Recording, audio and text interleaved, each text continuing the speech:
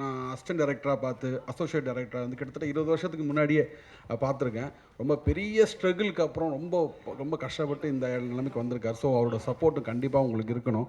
அவர் வந்து ஜென்ரலாக வந்து ஒவ்வொரு ஷார்ட் அப்போ பார்த்தா பெங்களூருக்கும் சென்னைக்கும் நைட்டு ஒர்க் பண்ணிகிட்டே இருப்பார் கஷ்டப்பட்டு. இந்த சமயத்தில் சப்போஸ் நான் வேறு ஷூட்டிங்கில் வர முடியாட்டி கூட என்னை தேடி வந்துடுவார்.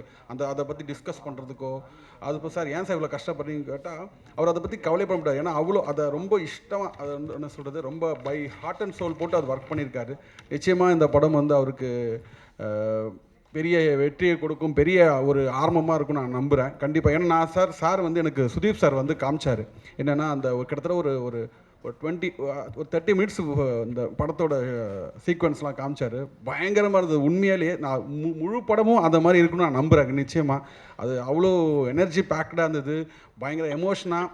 அந்த ஒரு ½ அன் ஹவரே எனக்கு பயங்கர இம்பேக்ட் கொடுத்தது. நிச்சயமாக படமும் அந்த மாதிரி இருக்குன்னு நான் நம்புகிறேன்.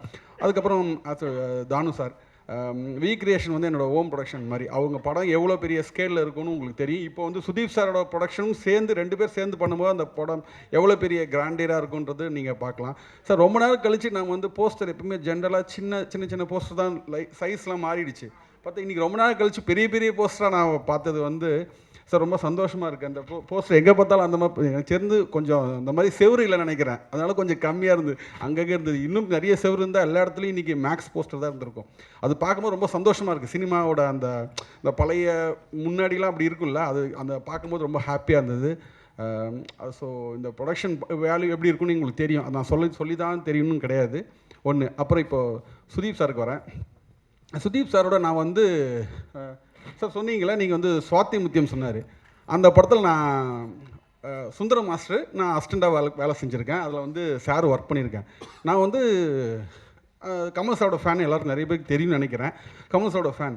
அந்த படம் வந்து சார் பண்ணும்போது எனக்கு தெரியல அந்த படம் வந்து, ஏன்னா அது வந்து ரொம்ப அது சொன்ன மாதிரி சார் வந்து அந்த ஒரு அந்த கேரக்டர் தகுந்த மாதிரி கமல் சார் இருப்பார். ஸோ வந்து ரொம்ப பிடிச்ச படம் வேறு.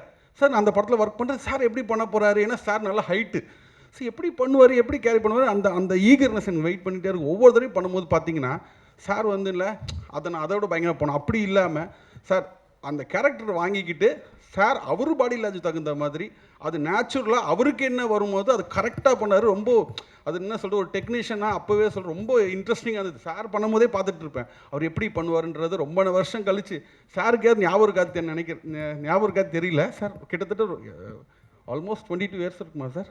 22 இயர்ஸ்க்கு முன்னாடி அந்த படம் சாரோட அசிஸ்டண்ட்டாக ஒர்க் பண்ணியிருக்கேன், டான்ஸ் அசிஸ்டண்ட்டாக. அதுக்கப்புறம் இப்போ தான் நான் இவ்வளோ வருஷம் வந்தால் கூட என்னால் பண்ண முடியல. பட் கடைசியில் இந்த படத்தில் ஒர்க் பண்ண சான்ஸ் கிடச்சிது. ரொம்ப இன்ட்ரெஸ்ட்டாக இருந்தது. எல்லாமே ஒரு கதை 3 சாங், பட் 3 சாங் ஒரு கதையோட ஒரு மாதிரி கமர்ஷியலாக இருந்தால் கூட கதையோட சம்மந்தப்பட்டு தான் இருக்கும். அதில் முக்கியமாக நான் சொல்ல வேண்டியது என்னென்னா, ஒரு பாட்டு அந்த மேக்ஸ்ன்னு பார்த்துருப்பீங்க, அந்த காளி வேஷம்லாம் போட்டு இந்த சாங் பார்த்துருப்பீங்க. அது ஒரு டிசைன் பண்ணிட்டோம். இதோட லுக்கு எப்படி இருக்கணும்னு ஒரு டிசைன் பண்ணினா மீன்ஸ் நான் ஷார்ட் எடுத்து இந்த ஃபயர், இந்த ஸ்பார்க் வரணும், பின்னாடி ஃபயர் வரணும், டஸ்ட்டு வரணும், இதெல்லாம் வச்சு பண்ணிட்டோம். ஜென்ரலாக ஒயிட் பண்ணும்போது நம்ம கொஞ்சம் சேஃப்டியாக இல்லாமல் பண்ணிடலாம், எல்லாம் பண்ணியாச்சு. ஒரு ஷார்ட் என்ன பண்ணிட்டோம், ஒரு க்ளோஸ்அப்பில் கரெக்டாக வந்து ஹீரோ முன்னாடி வந்து இந்த ஸ்பார்க்லாம் வரணும். எங்களுக்கு பயம், ஏன்னா நம்ம ஹீரோ நம்ம சேஃப்டியாக பார்த்துக்கணும். ஸோ அதனால் என்ன பண்ணிட்டோன்னா, அந்த ஃபயர்லாம் ஸ்பார்க்கெல்லாம் வந்து ஃபேஸ் கிட்ட வருது, ஸ்பார்க்கெல்லாம் கொஞ்சம் அவாய்ட் பண்ணிவிட்டு ஸ்பார்க் இல்லாமல் அப்படி இப்படின்னு மேனேஜ் பண்ணி ஒரு மாதிரி ஷார்ட்டை அட்ஜஸ்ட் பண்ணி ஒன்று வச்சுட்டோம். சார் வந்து பார்த்துட்டுல அவருக்கு ஏன்னா அவர் வந்து பார்த்துட்டு அவர் சாட்டிஸ்ஃபைடு ஆகலை. ஏன் இப்படி இருக்குது, இது இல்லையே, இதுக்கு முன்னாடி இந்த ஷார்ட்லாம் பயங்கரமாக இருந்தது, ஏன் இப்படி இருக்குது? இல்லை சார், இது மாதிரி ஃபயர்லாம் வருது, உங்களுக்கு ஃபேஸ்லலாம் பட்டுச்சுன்னா எங்களுக்கு அது வேணாம் சார், சேஃப்டி கிடையாதுன்னு அவர் ஒத்துக்கவே இல்லை. அதனால அந்த ஷார்ட் ரொம்ப காம்ப்ரமைஸ் ஆகுது. ஏன் இல்லையே, இதுக்கு முன்னாடி இந்த லுக்கு இல்லையே, இதில் அந்த லுக்கு வரணும், பரவாயில்ல நீங்கள் பரவாயில்லன்னு. சார் வேணாம்னு சொல்கிற கேட்க மாட்டேன்றாரு. அதுக்கப்புறம் அந்த ஃபயர்லாம் போட்டு அந்த இதில் பார்த்திங்கன்னா அந்த நெருப்பொறி பட்டால் சுடுது. நம்ம எல்லாருமே சரி நம்ம மற்றவங்க பண்ணிடுவோம் ஓகே, பட் ஹீரோஸ் வந்து அது அவங்க சேஃப்டி, ஏன்னா அவங்க முக்கியம் இல்லை, அவங்க ஃபிசிக் ரொம்ப முக்கியம். ஆனால் அதெல்லாம் பார்க்காம பெஸ்ட்டு வரணும், நீங்கள் பரவாயில்ல நீங்கள் போடுங்கன்னு சொல்லிட்டு அவர் அந்த ரிஸ்க் எடுத்து அது பண்ணார்.